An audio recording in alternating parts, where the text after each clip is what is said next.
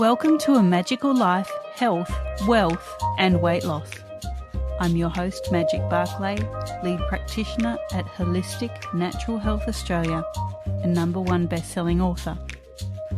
In this podcast, I aim to give you practical tips on how to accelerate and sustain your health, increase your financial, spiritual and emotional wealth, and to look at something that haunts many of us needlessly, weight loss.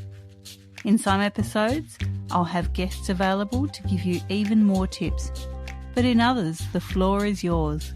Drop us a line at A Magical Life Podcast on Facebook and let me know what you would like to know more about. Now, sit back and enjoy, because it is time for you to create and truly discover a magical life. Welcome back to A Magical Life. I'm your host, Magic BARCLAY, and I'm here with Lucia Gaviria. Now, Lucia is a mother of 2 little kids, a former business research consultant, and now a bulimia recovery coach. And we've been talking a little bit off air about bulimia and eating disorders and personality traits, so we'll bring that to you guys in our conversation today. Lucia has been in the US for the past 9 years and grew up in Peru most of her life. She used to be very career focused before she had her first son, but after a couple of years of working full time and seeing her son get sick a lot while she was working, she reevaluated her plans and chose to explore other ways to utilize her skills. And that's what brings her today to A Magical Life. Welcome, Lucia. Thank you, Magic, for having me. Very grateful. Oh, you're more than welcome. Now, tell me, what is something that you think put you in the realm of bulimia?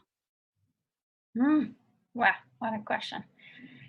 I think a little bit of what we talked earlier, that there is something genetic that, I know it's in the family. I am aware of that. I think that's one thing.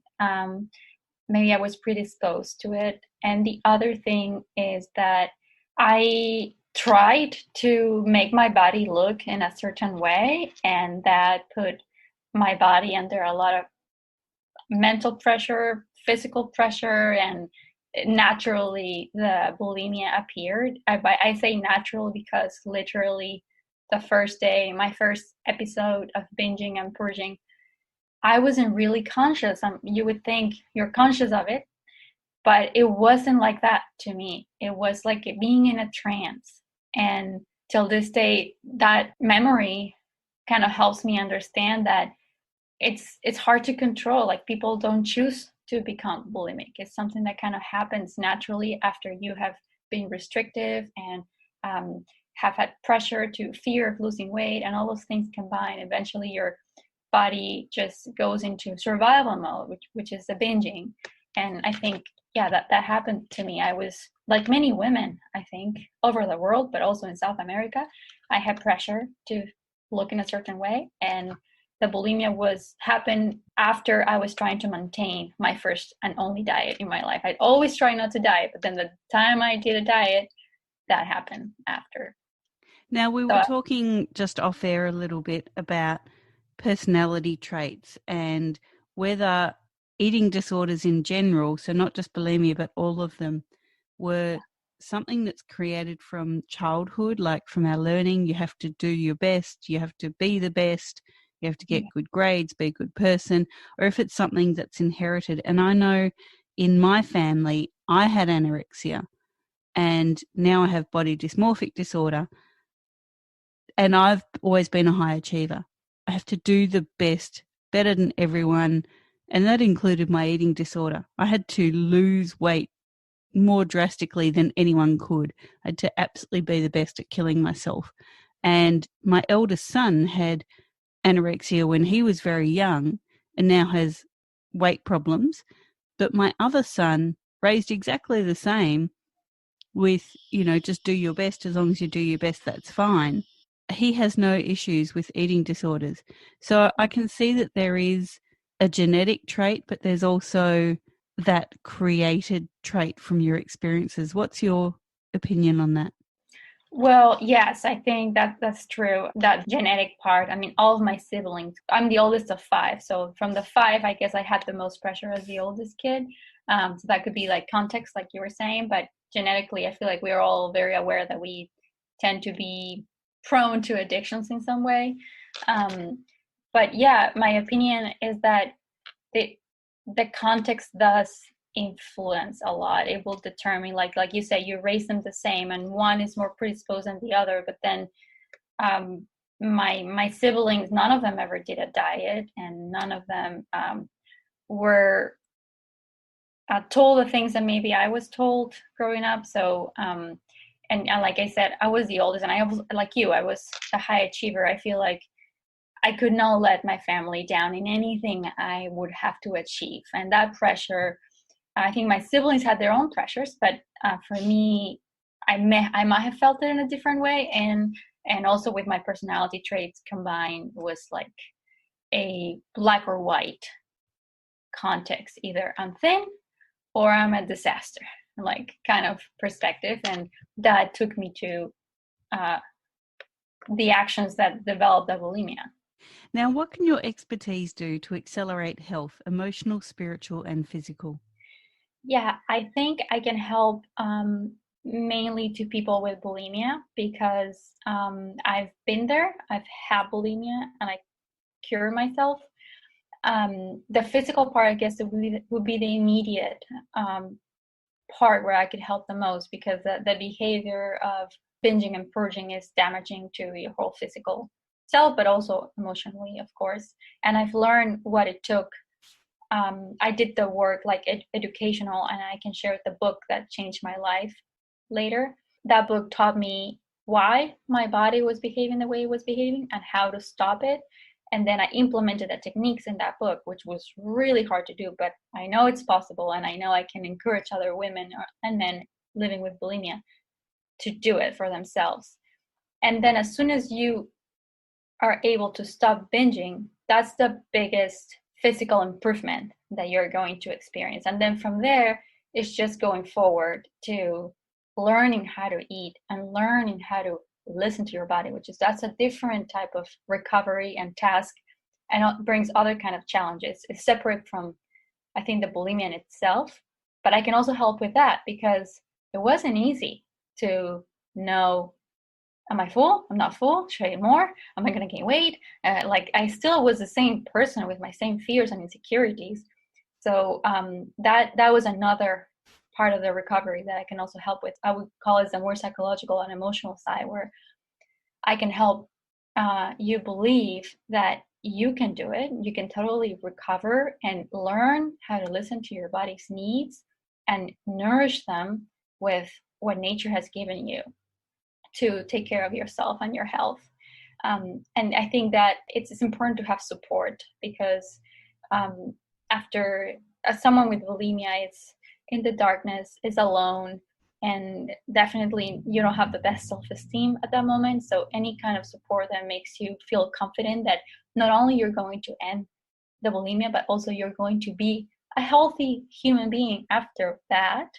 And that, I think I mentioned this in the text we exchanged, that not only you're going to be healthy physically, but you're going to be able to experience what it is like to choose every day to love yourself versus what you were doing before, which was trying to do whatever it takes to be loved, which are separate ways of living. And the freedom that comes with, you know what, I'm just going to take care of myself.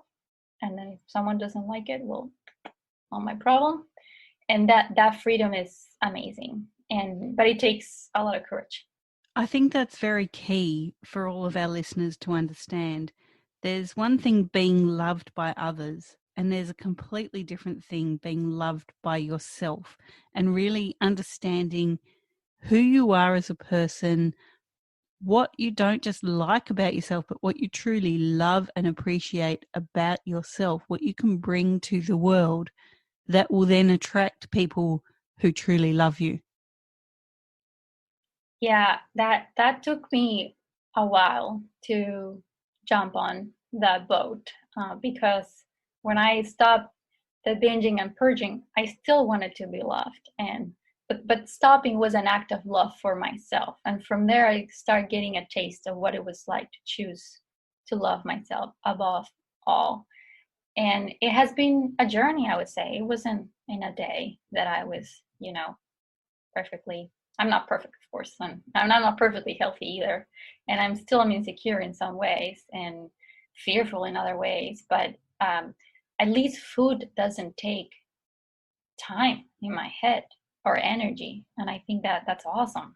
I wish for many women and men to just finally live their own life instead of just all day thinking about how they're going to avoid eating a lot or gaining weight, and just all the thoughts that come with trying to be loved and not just living your life.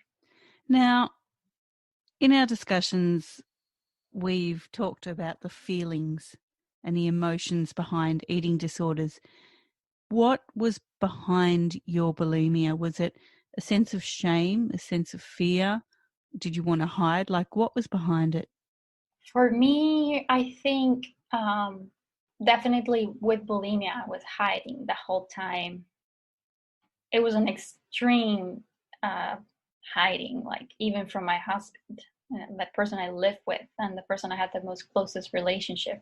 I still hide it from him because I had so much shame of what I was doing. And I mean, I was very conscious of what I was doing, and it's pretty shameful to know that you're doing something wrong or that you consider at that moment disgusting, and yet you can't stop doing it. It's just very shameful. And even before I decided to start this coaching path, I was afraid because of the shame. Even though I've recovered, I still carry some kind of shame. Not that I deserve that shame, I do not, but it's just very normal to feel shame for, it's not like being a war veteran where you can get some recognition, even though you might have done things that are shameful, but that the label in itself is not that shameful. So I think shame was what made it secrecy and lonely. And behind all that, ultimately, I think I've always tried to be perfect. And bulimia and gaining weight, not controlling myself, purging, all those things didn't fit with the image of perfection that not only I desire, but I think above all, I think more than me desiring an image of perfection, it's just I didn't want to disappoint the people that I love. I didn't want to disappoint my parents. I didn't want to disappoint my husband. I didn't want to disappoint my friends. And I thought if they would knew who I really was, they would be disappointed and ashamed too. And I think that was my biggest fear. And on the spiritual health side, when you start looking after yourself, everything else starts to develop. What is something that bulimia taught you in a positive way? What could you say you were thankful for? Oh, yeah. Yes. Very thankful. Bulimia allowed me to experience what it is like to be a slave of a behavior. And it made me, the main reason why I cured myself is because I wanted my freedom really badly. And that it allowed me to discover what it is like to be free. I think a lot of people, you would see people walking around the street and we all act like we are free, but I don't think everyone understands what really means to be free until you feel you're not free. So we all may have some kind of addictions. We're addicted to a relationship. We're addicted to a substance, or we are afraid of something, and that fear stops us from doing something. In all these ways, I think we are not free to just be and live and be okay with who we are. And I think bulimia allowed me to experience the lack of freedom, and then to choose that freedom for myself and experience being free, which it has been awesome. But I can very easily remember what it was like to not be free. So I can, I'm always conscious of what I've gained, and I'm appreciative of what I've gained. And that experience has allowed me to not relapse, because I don't want to go back there no matter what. I don't care if I'm, if physically I go down a bad road, or I struggle in many ways, I just don't want to lose my freedom again, because I know what it is like. And also I know what it's like to choose to take care of myself instead of trying to, look in a certain way so that people can love me. That's great. Now, what are your top 3 tips to creating wealth, be it personal, financial, or emotional wealth? The first one is, for me, visualizing has been really good. And I'm not saying I'm really good at visualizing, but at least I know I've done it. Like, I know what I have today. I've visualized it in the past. I visualized a healthy family. I visualized a adventure in life, and I kind of have that today. So that would be number one, visualizing what you want. And that involves, of course, giving yourself permission to have what you want. Like that, do I deserve it? Like, many of us struggle. It's like we don't think we deserve all what we want. But the moment you say, I deserve it, then you can visualize it. The second thing, for me, that gives me a sense of wealth is having nurturing relationships. If I only think of myself and I don't care about those around me, I feel, I don't know, it's like living in dry soil. Like, it's hard to blossom when everything around you is dry and not nurture. You have to nurture your relationships around you, because it's hard to kind of do what you want in your life or have all the wealth if you have no one to share it and no one to support yourself in. So in relationships, I think, are very important. And that goes to get away from the people that are hurting you. Of course, that should be another way. And then the third one will be take care of yourself, which I guess is the one I mainly gained from recovering from bulimia. I was like, I start experiencing what it is like to feel more energized and feel more conscious. Like, whatever food choice I've made since then has been because I think I deserve it and I need it, instead of just trying to calculate a particular outcome with my body or my weight. Now it's more about taking care of myself, and that gives me strength, confidence, and health, which I don't know how you can be wealthy without health. That's great. So those top 3 tips, just to recap, the first was to visualize what you want and make sure that you allow yourself to desire anything you want and that you understand that you deserve that. Number 2 is nurturing relationships. Create nurturing relationships around yourself, because you can't blossom from dry soil. And number 3, take care of yourself, because your mental well-being and physical well-being will boost your relationships and create your health and your wealth. Bulimia is all about how you see yourself, and in particular with weight. What are your biggest issues around people with their weight, and how can they reduce their stress around this topic? I mean, if you're a person right now listening that wishes to lose weight and is thinking about weight, my first advice from what I've experienced is, like, the moment that you stop trying to lose weight, you're gonna relax. You want to have a happy relationship with someone. And if you're focused all the time on that person liking you, you're going to just miss the whole experience and miss the relationship. So I think it's the same with your body. Like, if you try to lose weight, and all you're thinking is lose weight, and you're paying too much attention to what you're eating, you're paying too much attention to the calories, and that all creates a bubble where you're not really present in what's happening. And what's happening is that you're taking care of yourself. So how you take care of yourself, that's going to determine really at the end how you look and how healthy you are. So instead of trying to lose weight, you should just be trying to see what your body needs and try to listen and connect to yourself. And that might feel like going to another planet at first if you're always trying to lose weight. You don't know even how to listen to your body, but you need to learn how to listen to your body. Learn how to just be the number one responsible in this whole planet to make sure you are okay, you're healthy, you're taken care of. It's like finding a little baby abandoned in the forest. Like, what do? You make sure that the baby's okay. You make sure it's hydrated, like it's nourished, like it's growing healthy, that is emotionally okay. Like, that's how you should treat yourself, I think. And the moment that you shift that, you're gonna relax and you're just probably going to enjoy your food choices more because you're taking care of yourself. That's of course going to happen slowly, but I think that's key.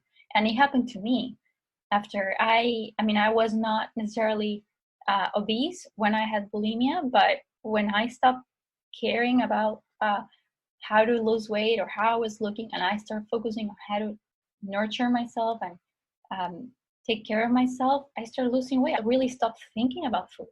I started thinking about, well, I really feel like dancing, so I'm gonna go dancing. Or, oh, it would be great if we have fun and we have a drink and then we go for a walk. Like I started thinking more about like taking care of myself emotionally and psychologically and with my relationships. And so that completely distracted me away from all these calories and components and fat and protein that like is a word that we created. Like at the end, nothing compares to what your body really feels. Like if you really, really, really feel like eating a whole bag of nectarines or apples, then your body might need that, and it's okay. And there's the moment you start thinking about calories and all that is when you start getting anxious and you miss the point. That's great. Now, some people probably don't recognize that they may have bulimia. What are the initial signs that there could be an issue? Well, I've experienced the purging with vomiting and the purging with exercising, and a couple of times the purging with the laxatives. Those are the recognized like medical ways like that you would be diagnosed that you have bulimia. If you have an amount of food or calories, whatever the amount is, it doesn't matter, but then you feel that you have to do something afterwards to kind of compensate so that you don't gain any weight, whether that's exercising, vomiting, or using laxatives. If someone doesn't know that they could be having bulimia, I think that the question would be, do you try to lose the calories or the food that you just ingested after you have ingested it, or eventually? Like, do you try to kind of compensate, do the balance somehow so that you don't gain any weight? You're trying to do things to not gain weight, and you think that your behaviors are a little extreme, like you're eating a lot, or maybe you're exercising a lot just for the purpose of compensating the amount of food you ingested. If you are thinking, how am I going to compensate the food I just ingested? How am I going to lose that weight that supposedly I just gained from the food I ate? Then that mentality and that anxiety in your head, it's a sign of bulimia. I think it's really important, listeners, for us all to understand that we are perfect no matter what. As an eating disorder survivor myself, and certainly Lucia, you can back me up on this, you are special as yourself, as you are. Your weight does not reflect your personality. It doesn't reflect how much love you have to give others. It does not reflect the goodness or the positivity you can bring to the world.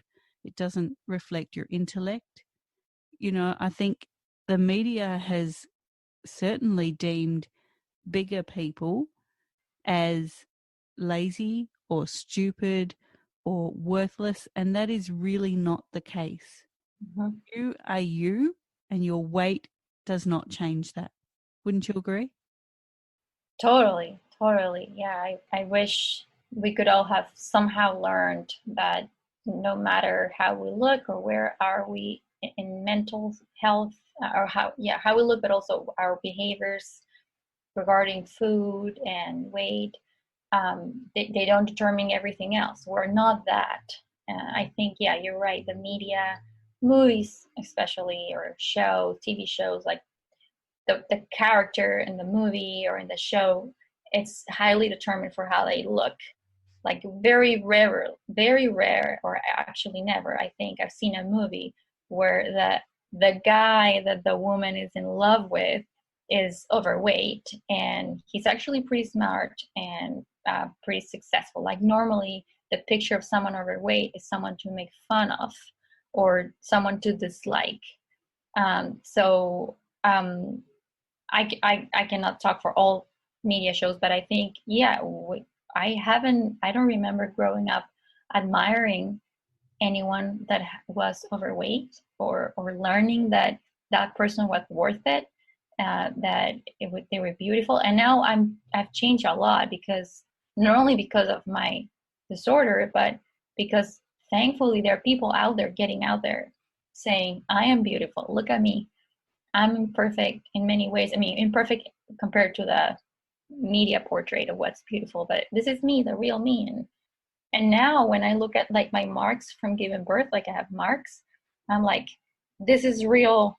This is real body. Like this is what a woman's body does to give birth. And my skin is stretched and now it looks different.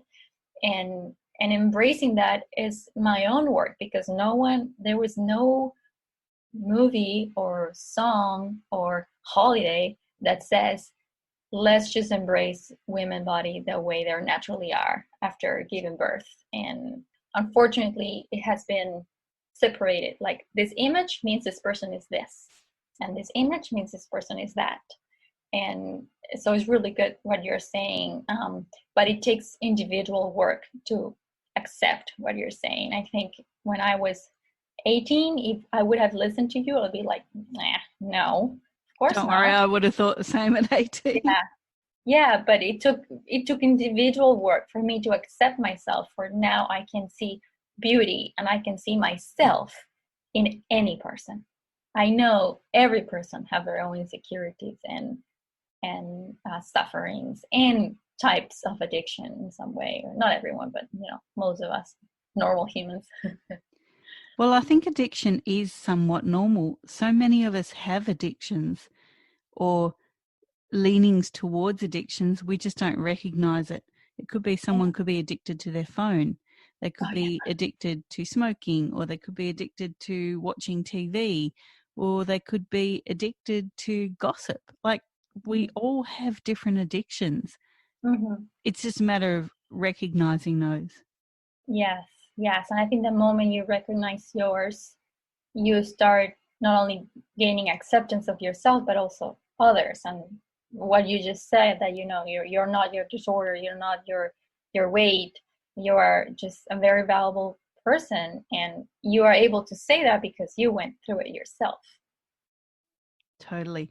Now, people can find you on the web at mindoverbulimia.com, or on Instagram at mindoverbulimia, and Facebook at lucia.choosetobloom.